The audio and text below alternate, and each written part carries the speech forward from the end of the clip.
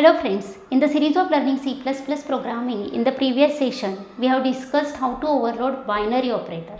Now there are some rules those we have to follow while doing this operator overloading. Those I am going to explain here. Rules for overloading operators. The first one is here only existing operators can be overloaded. We cannot create any new operator. There are multiple existing operators like unary and binary operators like plus, minus, multiply, divide, then plus, plus, minus, minus. Okay, those existing operators only we can overload. Overloading is nothing but giving some special meaning to already defined operators.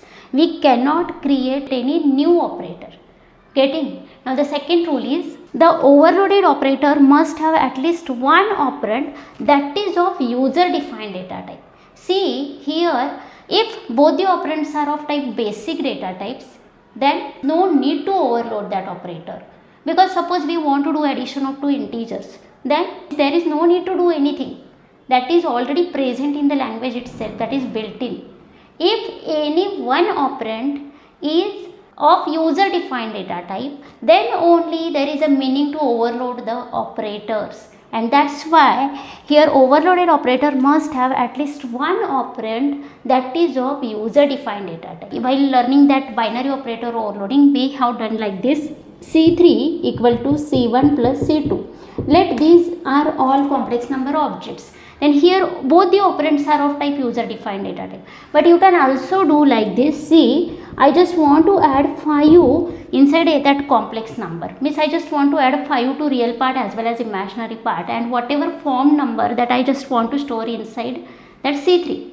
Getting? Means here one operand is of type user defined data type, second is of type integer. Okay, fine, we can do this. But if both the operands are of type integer, then not needed and not possible. Means we cannot store that in C3. Okay, that we can also achieve actually. But that is the concept of type conversion that we will see after this operator overloading concept. Here at least one operand should be the user defined data type. Both the operands are of type any other data type like basic data type, then that is not allowed. Getting? Now the next one is we cannot change the basic meaning of an operator. Means what? See, plus operator we normally used to do addition. You cannot use plus operator to do subtraction. Okay, don't try to change meaning of the operators.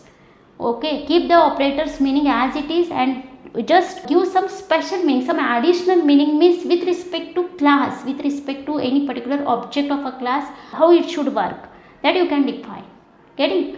The next one is the overloaded operators follow the syntax rules of original operators.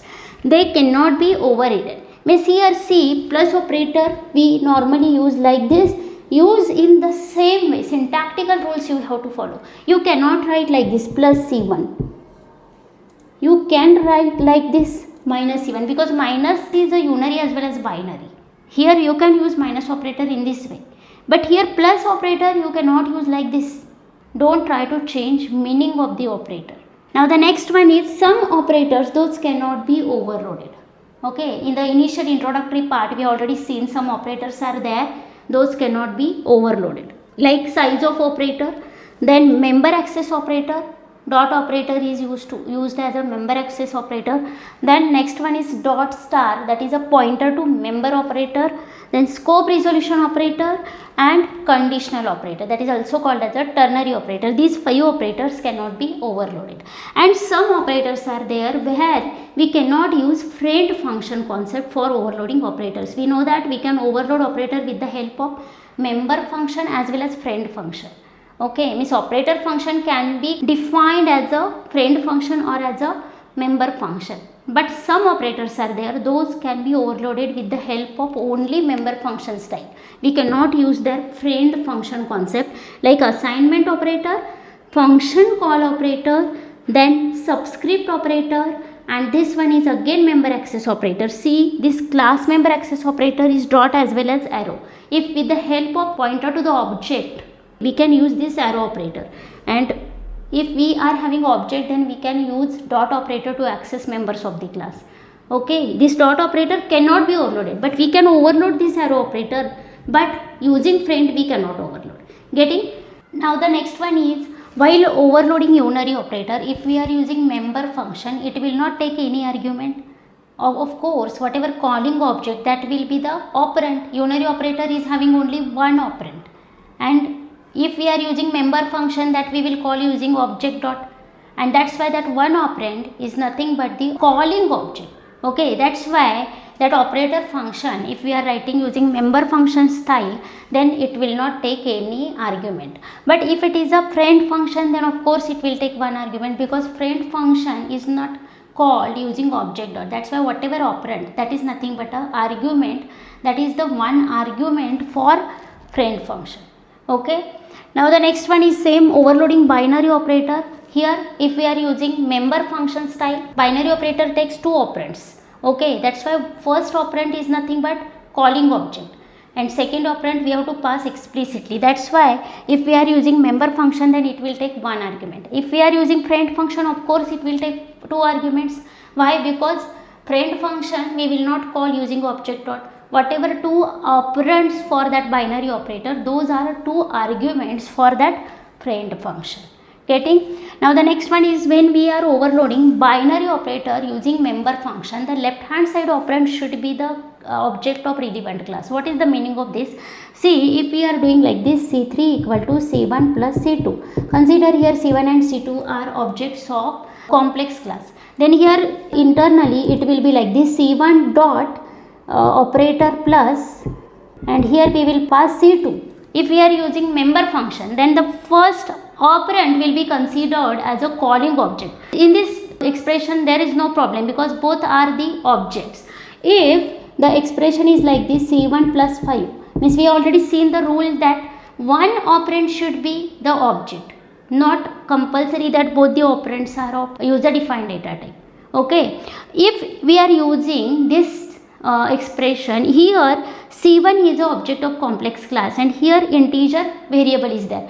Here we have to write like this, because if we are using member function for doing this task, then member function will be called using object dot. That's why here the expression will be like this, C1 dot operator plus, and here we have to pass C2 in this way. Suppose we are writing like this, instead of this we can write like this, C3 equal to 5 plus C1.